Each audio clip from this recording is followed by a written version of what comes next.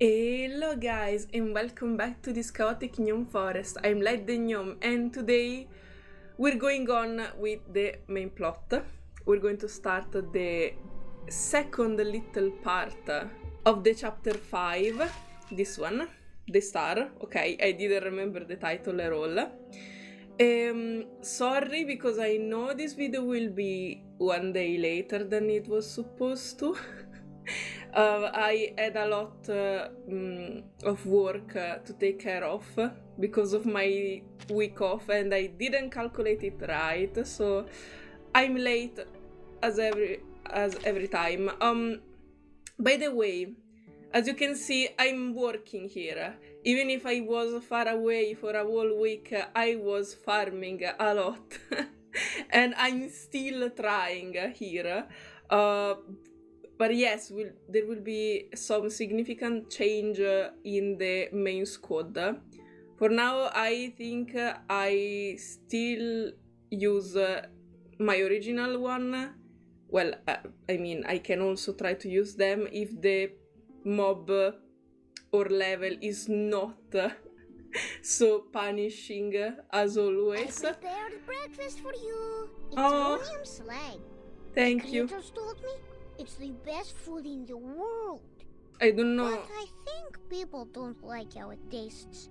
My mom says she likes it, though she has never eaten her breakfast in front of me.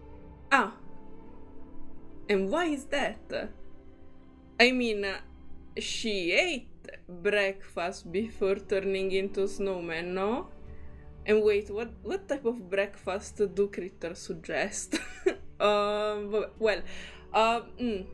Let's go on. I will not ask any more questions. Also, one last thing, then we can start. I'm really grateful to you all. I really appreciate so much the response that were given to the poll that I did the other week about how do you prefer the videos, because yes, I put the long one, 2 long one during the week, 3 short during the week, and I also put a neutral response, but I thought that was like the response that someone could give if they really don't care a lot about what type of content I make. The important thing is that the content is out. But I never expected to be the favorite response. I mean, I appreciate it so much because I'm actually a very workaholic person and I tend to overwork myself a lot. So seeing all of you saying it's okay, do whatever you can do, we can accept every type of content. It was adorable. I was so touched when I saw so many of you responded that way. So I will do it. I will take my time. If I can, I still prefer to do shorter video because I don't have a lot of time, and when there are event or anecdote that are more long than an hour, I always end up doing editing even during late evening and so on. So I prefer a lot when the videos are short, and if I can make them short, I will keep doing them short. So thank you in any case. The video of the main plot, even if it will take some more time, I'll try to not be late as always, but I can promise they will still be long 1 hour. So, okay. Someone told me this part should be long 2 hours, so it will probably be long 2 videos. This will be the first part, and I said what I had to say. So, let's go. It's time to go. Time to go. Lovely meeting. With a shake of her head, the little white duck finds the gold crest. Who is the little white duck? Okay, we have SOTHEBY and Matilda, I guess, here. Let's see. Oh, pretty. Let's see the point of view of the poor, lovely girl that were left behind. SPDM library. Wow. So this is the library in Burton's school. Oh, So many people here. They're probably around my age. she's looking at the place where Vertin grew up. A gorgeous sap green dress jumps into the library of SPDM. Its owner keeps talking in a sing-song tone like a chirping gold crest. We've also got this many shelves in the library of Sotheby's Manor.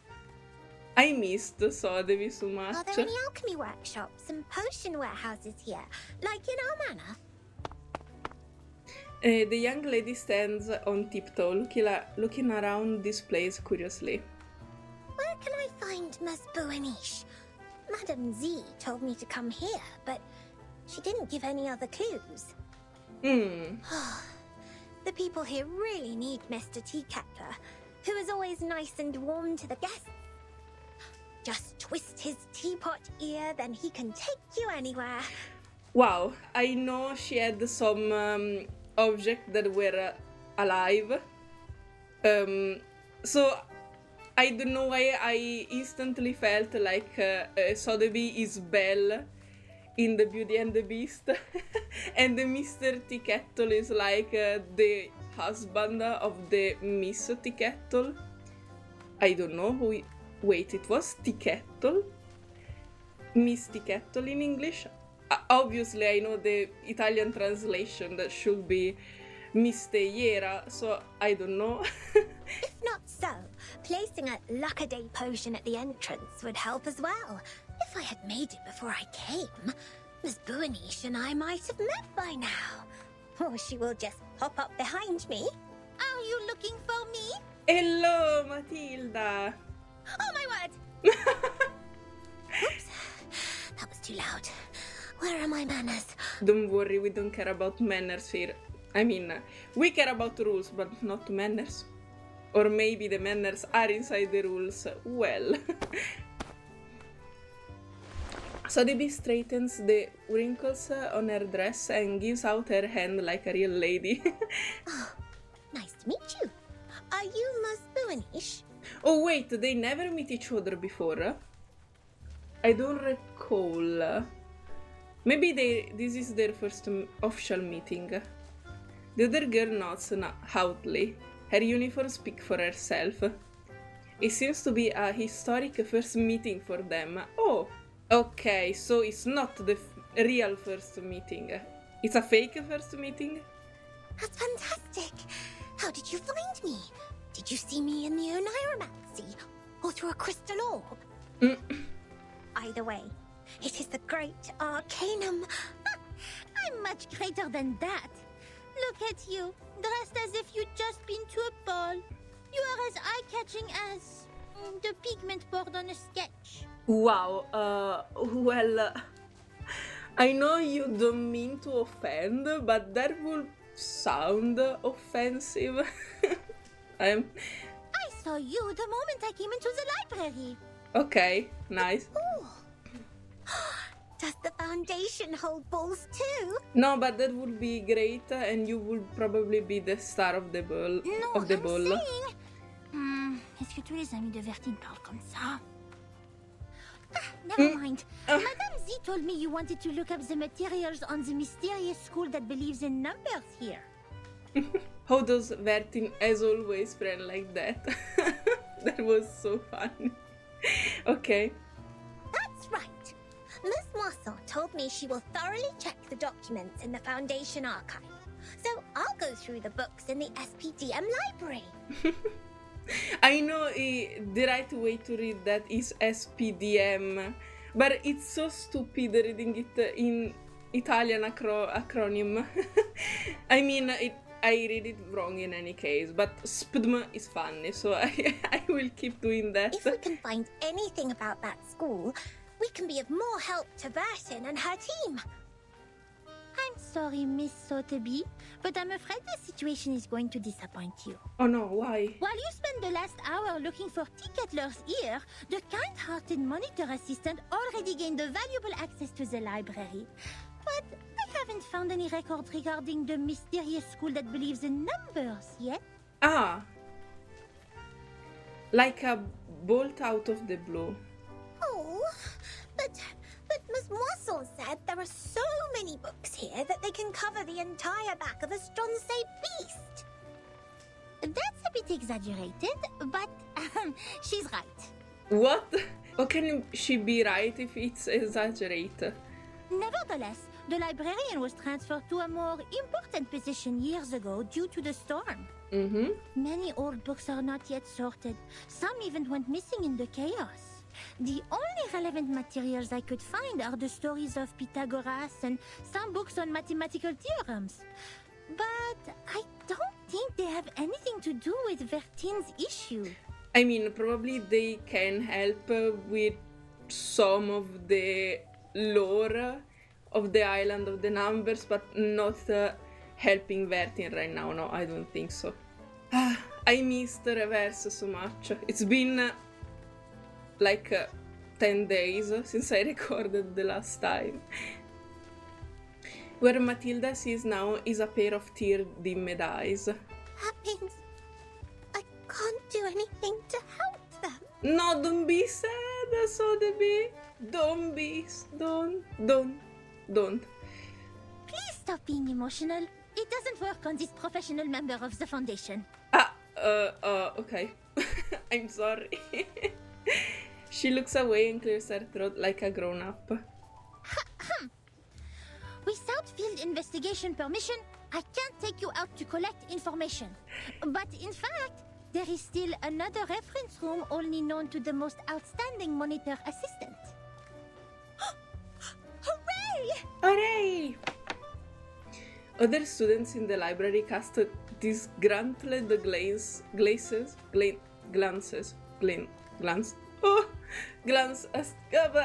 Okay.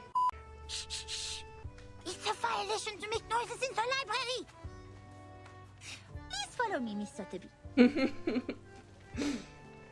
I will be one of those people that stare really bad. I'm sorry, SOTHEBY. No one can disturb me while I'm reading. Tall shelves.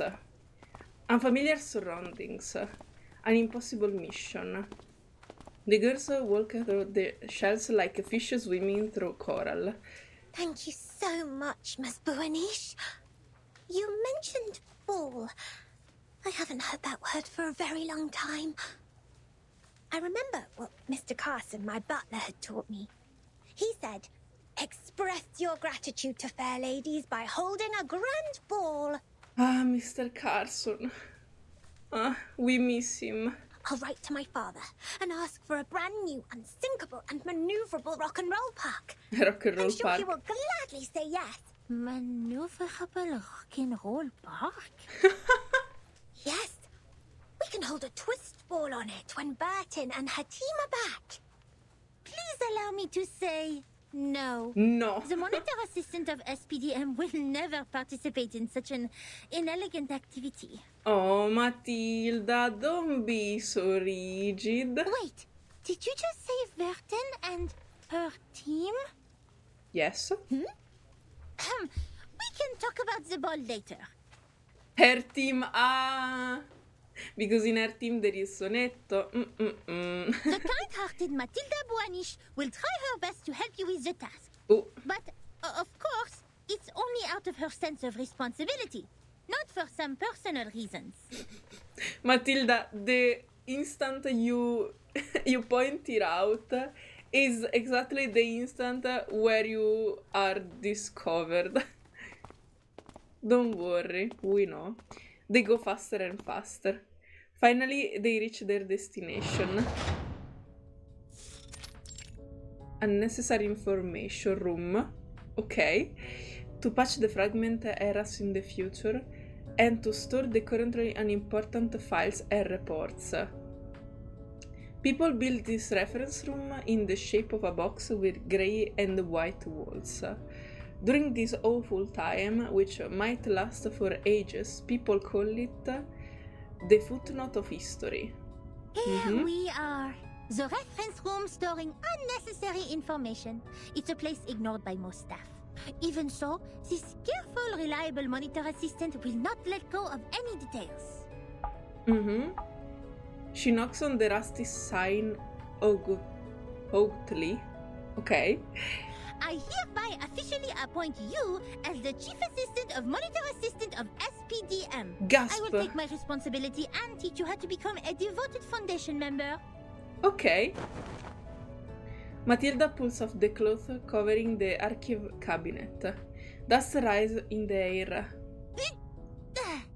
Here is your first task. Read through these unsorted old files. All of them. All of them? Okay. The monitor assistant takes a dusty file from the cabinet. The paper inside has already turned yellow. I have searched all the archived ones.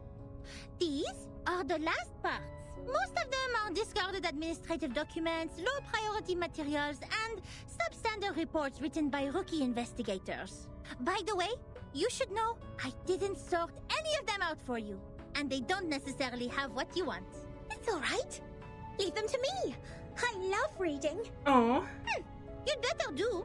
You better do. Here's the key. Keep it safe. You can sit on the cushions there when you sort out the files. I don't want your dress to stain the stone bench. I'll go see if I missed any files.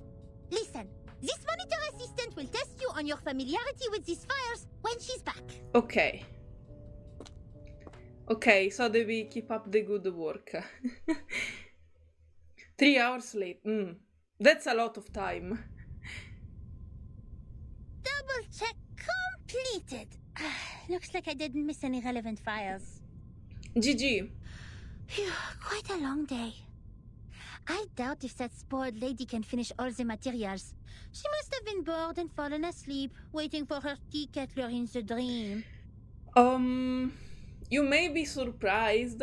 I mean, I want to believe that. I want to believe that she can be surprised by SOTHEBY. It takes much more than dancing at balls to be a Foundation investigator. Matilda, don't be so narcissist. I'll send her back to that teacher when she wakes up. Oh, this smile is adorable though. In the end, it will be the kind-hearted Matilda who finishes the task for her. Mm-hmm. Being a great monitor assistant comes with great responsibility. Mm-hmm.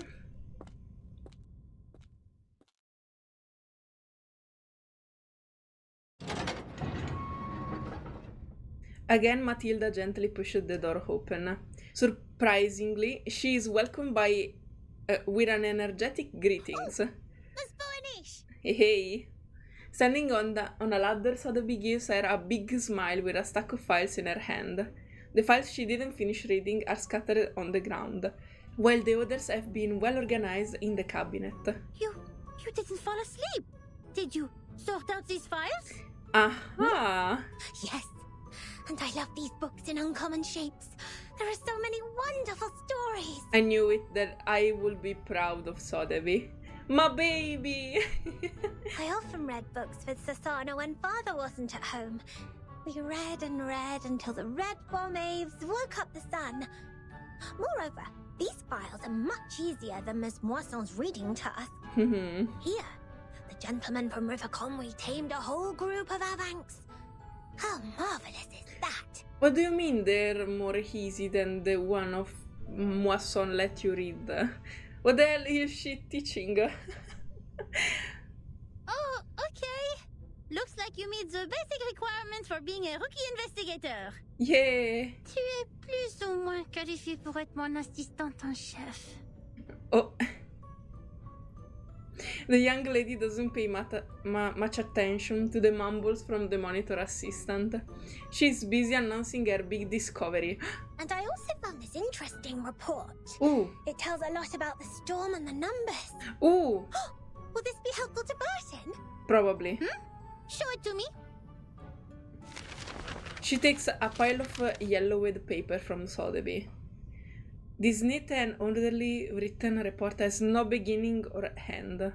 Obviously, the author is a meticulous person. I have to say, it is undoubtedly a violation to submit such a report, but it will be a travesty of the truth and human sense if I cover it up. Ooh, Okay, good stuff here. Peace, sense, Oh, justice. They have always been the creeds in my heart, and are now the reason why I've decided to write down the whole thing. A long time has passed since the first attack of the most severe crisis in our time, but we are still wondering, what on earth does it mean? That was the eve of the millennium, of which no one had any memories, illogically. The next day, time was already reversed to 1996 the moment we opened our eyes. We walked out of the building made of grey and white marble as usual, hardly aware that the sun we bathed in was from another time. Ah. Our survival was unexpected and almost unbelievable in such a calamity which swept the globe. Why did the headquarters of the Foundation survive the reverse? Why couldn't we find our younger selves in the outside world? Did any other region survive it as we did? What was the cause behind this calamity? I didn't know, nor did anyone else. Things remained unclear until time was reversed again. This time, we all witnessed that reign in the 80s.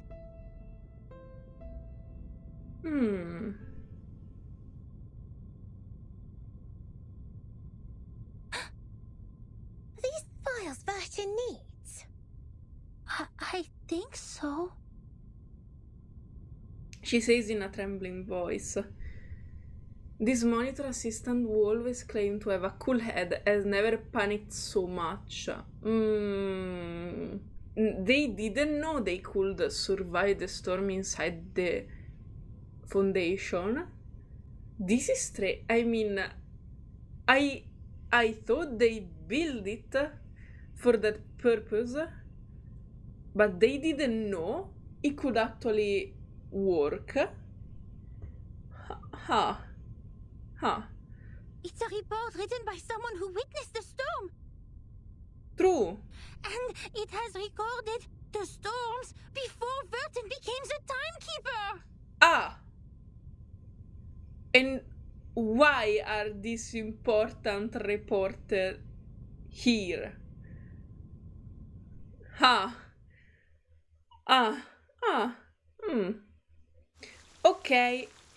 Okay. This is... No. Oh. Wait. They're inside a photo? Now? Cool. Soaked science. After a terribly heavy downpour, it's hard to stay calm.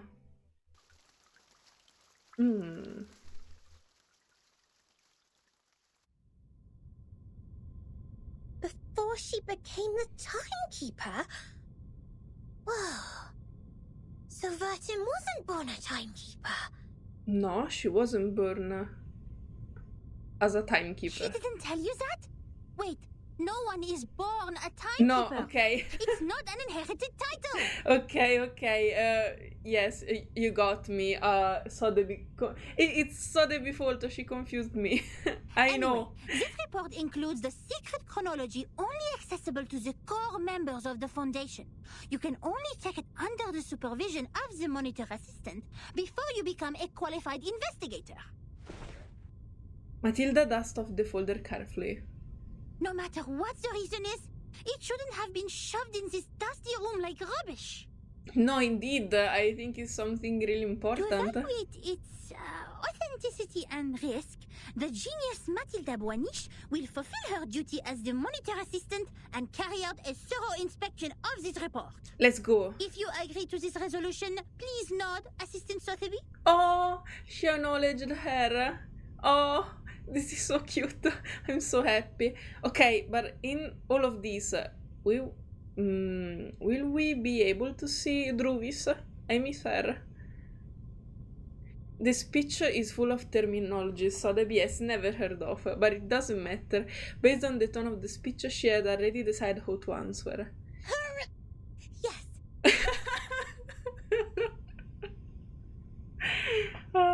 This is so me-coded. When I want to say two things at the same time, and then I create a fusion with the two words that I want to say.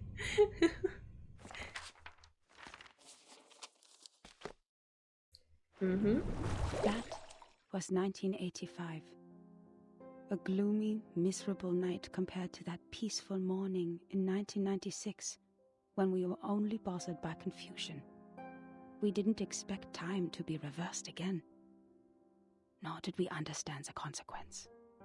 Even now, I still remember Paulina's death. Paulina! One of her hens was already inside the safe area when she fell at the entrance to the headquarters. And that was the only part of her left to us the next second. Ooh. I'm proud of myself. I remember Paulina. The only legacies we found were an engagement ring on that hand and her favorite blue polka dot scarf, which we used to wrap her remains in the end. To be honest, I admired those who still remained calm and sympathized with the arcanists on the edge of mental breakdown. It had nothing to do with the 1/4 arcanist blood in my body. It was only the kind of empathy which all mankind would share out of instinct in the face of a hopeless calamity. Had nothing to do with the 1/4 arcanist blood in my body. Ah, okay, so she was a normal human, but daughter of an arcanist? Or maybe niece of an arcanist? Well, okay. We lost many, too many colleagues. In the materials they sent back, we even saw all the horrifying phenomena, such as one's veins turning into electric wires. Don't talk about that, please. I'm still emotional about that. Since then, Don't. the storm, a word simply taken from visual observation, has been used to refer to the calamity. Of course, we can have a word for the calamity itself. But what words should we use to conclude all the absurdity and panic? Before the storm, we were all familiar with time. It was supposed to be a straight line connecting the past and the future. But now it's not a straight line anymore. We followed the line to move forward. We broke free from ignorance. We built civilizations. We developed technologies. We promoted the well-being of mankind. And we improved our living conditions step by step. We were so sure that we were making progress on the right path. But then, the path was taken away all of a sudden. Oh, time. Our closest old friend, where are you taking us? Back to the 2 most painful war times in the 20th century? The era when no one had ever heard the hiss of steam engines, or the century when mankind was yet to be enlightened. So far, mankind has achieved a lot in history. Dynamos, automobiles, flyovers, railways, hospitals, poorhouses. But if it goes on like this, what is the point of all the efforts we have made? Now we are like a shipwreck left on the island of time, witnessing the fall of the whole modern world in the unstoppable tsunami. Even though the Foundation has lost a lot of staff members, they are still doing fine compared to La Classe. That was a gratis jump scare here, what the fuck? My younger brother was a good example. He was the most sensible person I have ever known. On the first day of the second reverse, he told me, in a calm manner, At least we have reaffirmed that Newton was right. There was never an arrow of time in classical mechanics. Neither in relativity nor quantum mechanics. That means this is absolutely normal. Whether the time goes backwards or forwards, even if it starts spinning around like a tabletop football player, they're not against the law of physics. We can go back in time and give Poincaré a medal of great profit. Wow.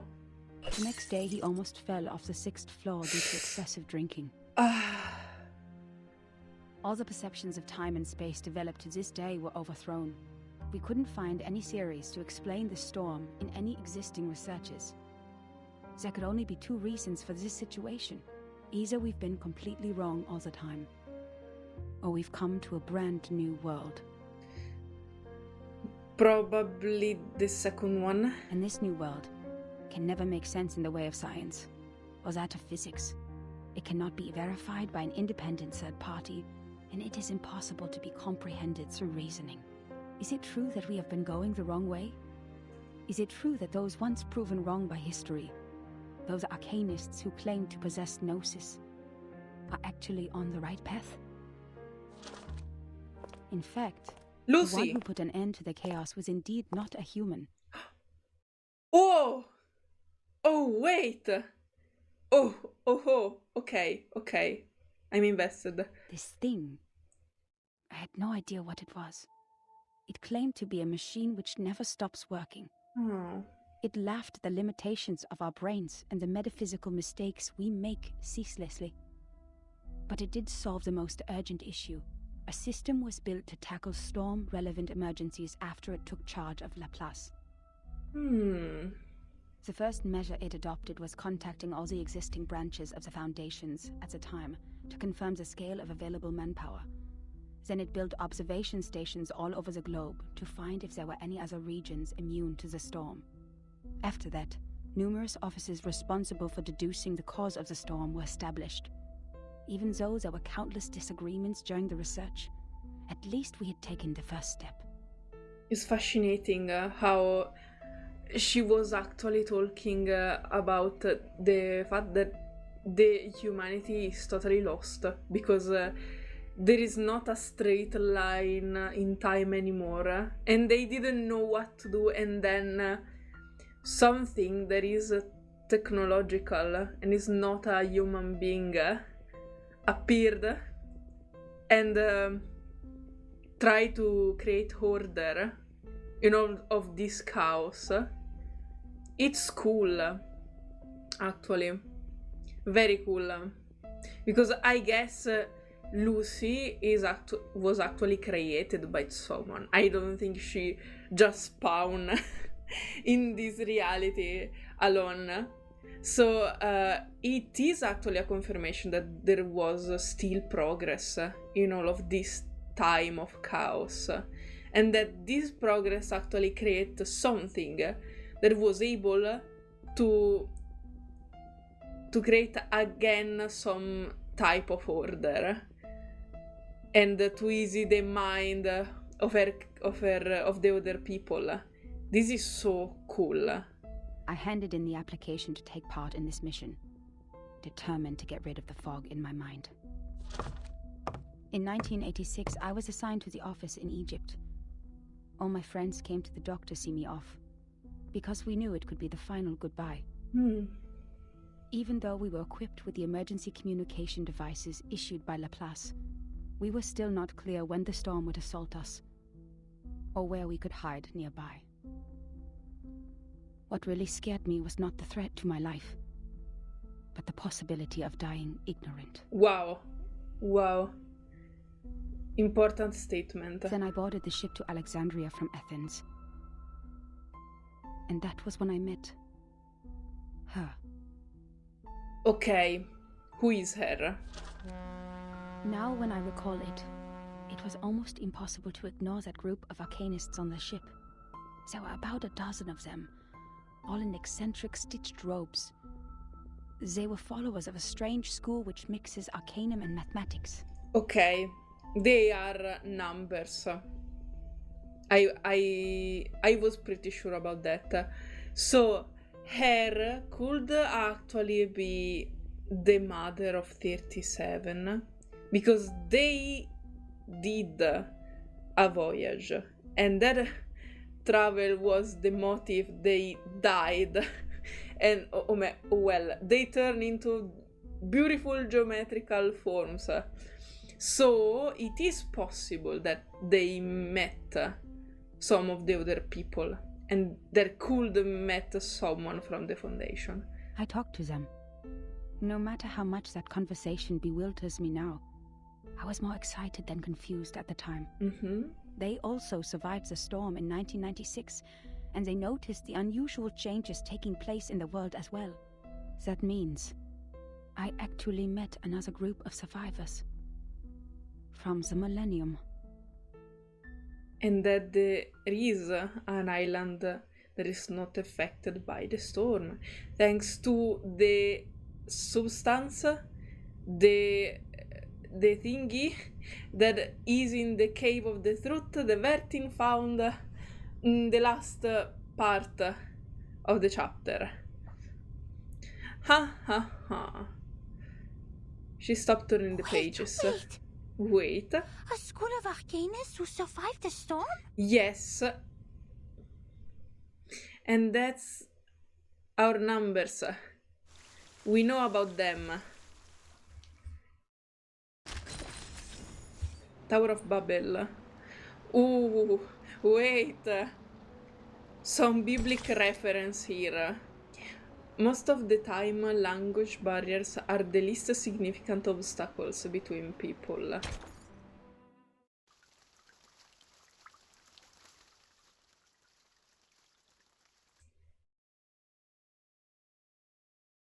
A mixture of arcanum and mathematics. The ship on the Mediterranean. So this side chapter will be all focused about this report, I think, because it's brief and we are already 3 chapters into it. Unbelievable. Our investigator actually met this group of arcanists who believed in numbers, and even left such a precious record down on paper. Does it mean we are close to being helpful to Vertin? Yes, absolutely. The chief assistant of the monitor assistant let out a cheer. Certainly. It's what we deserve for all the efforts today. But why did they leave such an important report in the reference room storing unnecessary information? Did they misput it here after the chaos of the storm? Putting a confusion aside, Matilda turns to the next page of the record. Among them, the most easygoing one was Hugh. Hugh. He was an engineer as well as an arcanist. We shared the same preference for human technology, and that became our common topic. Hugh, he didn't have a number. So it was like, could it be Sophia's father? Hugh was in his 30s, red-haired, cheeks sunken, and deeply depressed due to some kind of eye disease. Oh no. Red-haired, okay. He was probably the father of Sophia. He was a decent man, with a prudent attitude, working at a desk most of the time.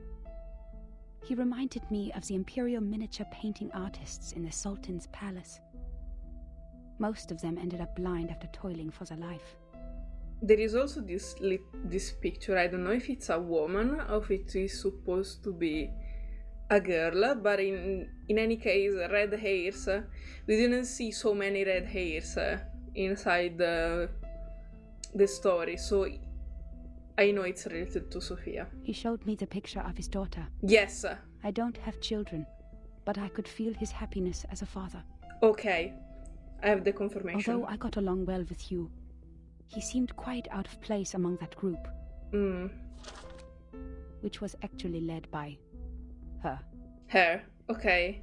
I guess, can we know her number, or she will remain a mystery? I don't know what words to use to describe her. No. She was like a meteor shower, a tempest, or an unreasonable catastrophe itself. Wow. Her existence was just like her name. It was simple, yet implied a lot.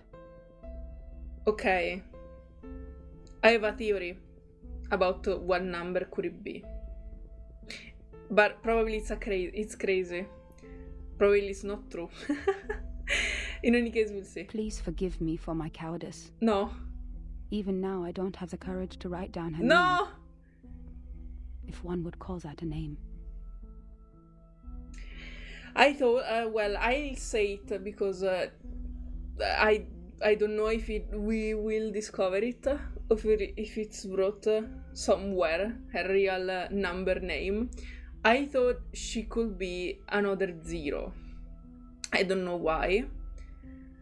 But seeing her 37 so sure that Vertin was a 0 could actually be, because also her mother was at 0. I don't know. That was a theory that came out in my head. I don't know if it's canon. I want to know a real number. But if she's the mother of 37, and she is the mother of 37, we know that. I'm not surprised that she was a little crazy. In fact, she was quite a kind, warm-hearted person. Among all the unregistered arcanists I've met, she was one of the nicest ones towards the Foundation. Okay. She looked young, even though I heard she had a daughter too. Yes. Besides, she still possessed the innocence of a child, and that kind of excitement exclusive for genius. That's right. It seemed the whole world was like a sparkling toy to her. Okay. I mean, like a mother, like daughter. Our communication was heart-stirring at the beginning. Both of us were eager to find out what was happening, like two shipwrecked victims grappling at each other on the sea. But I didn't have the slightest idea what she was talking about, actually. The problem was not the typical communication issues between humans and arcanists. I was sure the language we used didn't pose any obstacles, but still I couldn't understand any words of hers.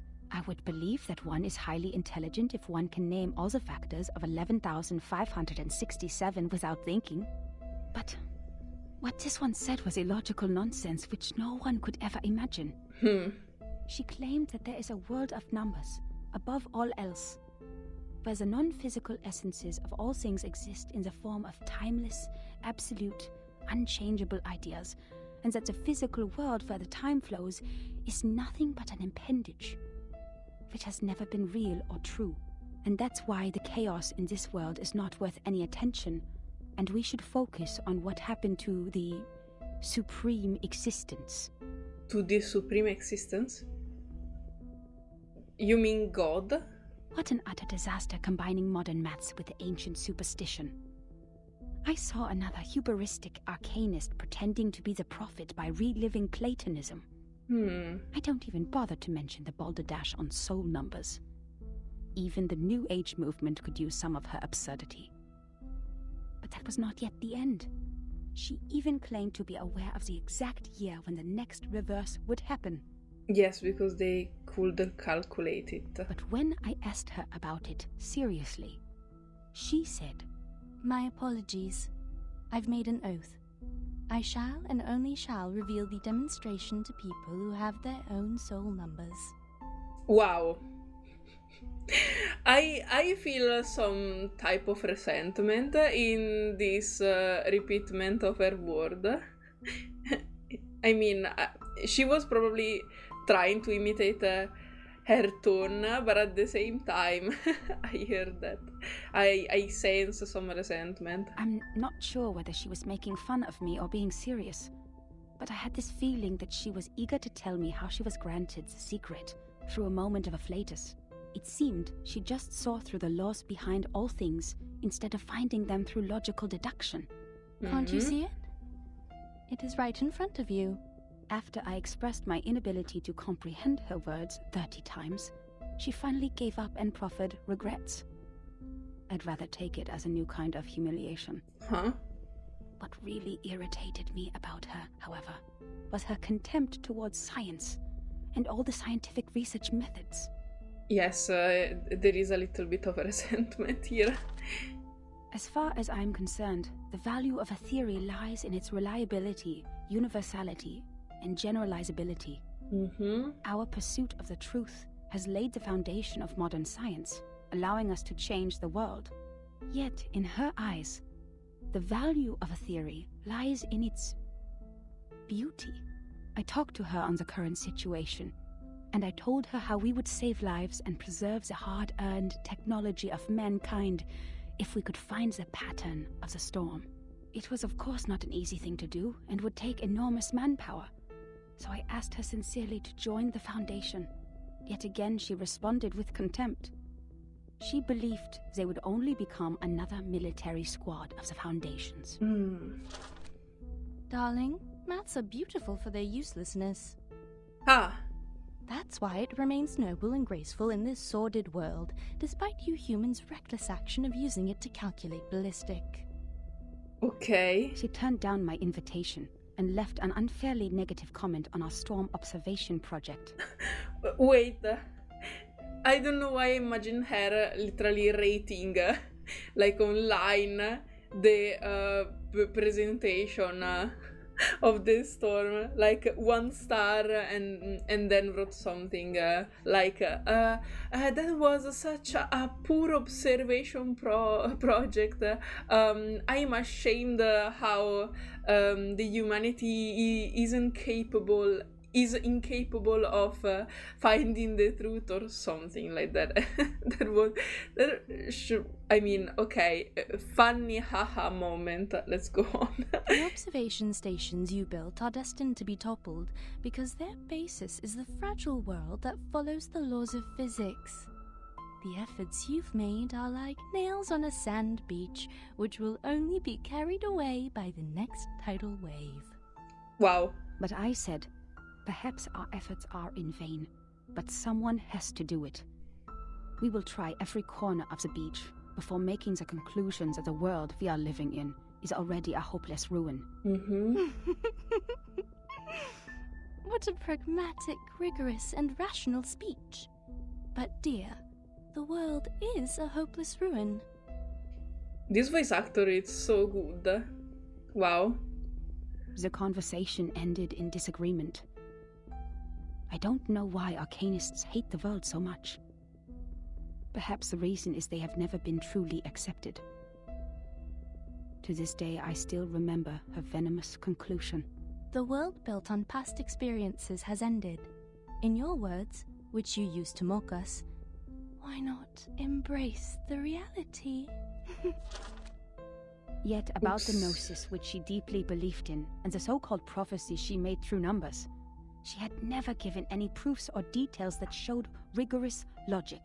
And the reason for her inactions was an oath she had made before some stone? Therefore I believed her words were only the nonsense of a lunatic. When we first met, I thought she was different from all those psychos, who mistook the malfunction of their prefrontal cortex as the will of God. But they turned out to be the same. In the name of human sense. What a shame. I swore everything she said was absurd and ridiculous to me. Until?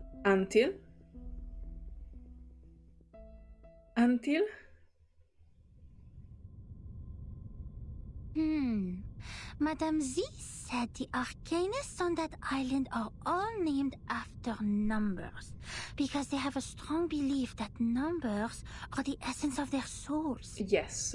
The investigator wouldn't write down her name. Is it because of the conflict between their beliefs? Probably. She wrote down the name Hug. It was Hug, the father of Sophia, just because he didn't have a number. Probably. But she can't write the name of her because she's in denial of the fact that it is actually a name. Matilda turns onto the next page eagerly, as if checking a novel brought in class by some undisciplined student. But the reality welcomed her with an empty page. Huh? Ooh. That's all? No way. That's all? For real? Maybe because the story ends with an abrupt stop, or the hope just raised as dashed down. Matilda clenches her handkerchief with her sweetie palm. Submitting such an unfinished report would only cause problems for the reviewers and evaluators. But this investigator didn't even write down their name. Probably this is why this report is here. Don't worry, Miss Burnish. I'm familiar with this situation. Huh?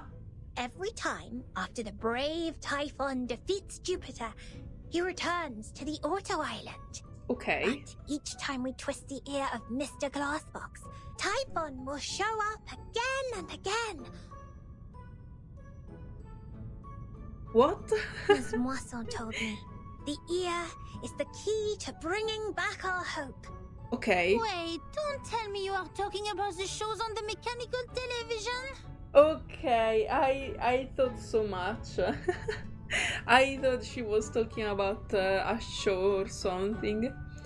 Ignoring the monitor assistant confusion, the enthusiastic young lady started looking around for there carries all her hope. Stop, Miss Sotheby. Please, take a seat on the cushion and listen to me carefully. This is a detailed report written by a formal investigator of the Foundations, not some TV show full of cliffhangers. That means we will definitely find the rest somewhere. I hope so, because that is a bad cliffhanger. I see. Must be a Coco Treant who took away the other part of the book. A Coco Trent, yes, They will probably. be attracted by Luna Fixer, and by following their traces, we'll find their lairs in the stable. You mean someone took it away? That's highly possible. Data loss is not allowed in the Foundation, especially under the Monitor Assistant's management. I'm surprised Matilda can actually translate what she is We saying. must prepare Luna Fixer. Don't forget their favorite jigging magical beans. Really important. We can go anywhere without the jiggy magical beans. I don't have those materials with me right now, but I can write to them. It only takes a month. A month?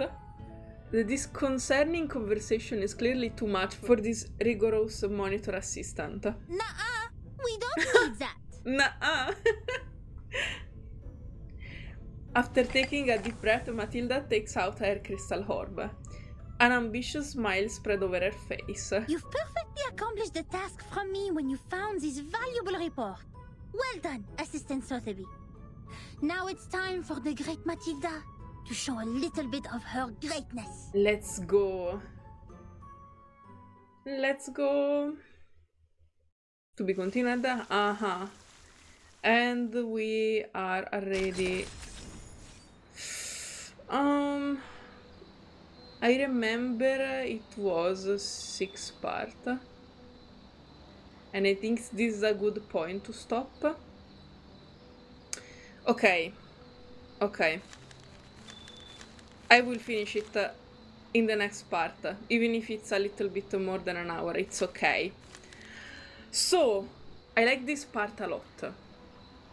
Very, a lot, because it's full of lore, important plot, and we have so many things that are, so many pieces of the puzzle that are coming to places.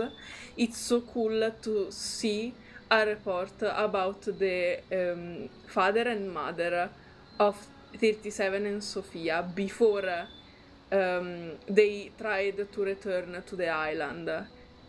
It's actually very interesting because I wondered why they were away and what happened while they were away, because it's impossible that they left the island and nothing happened.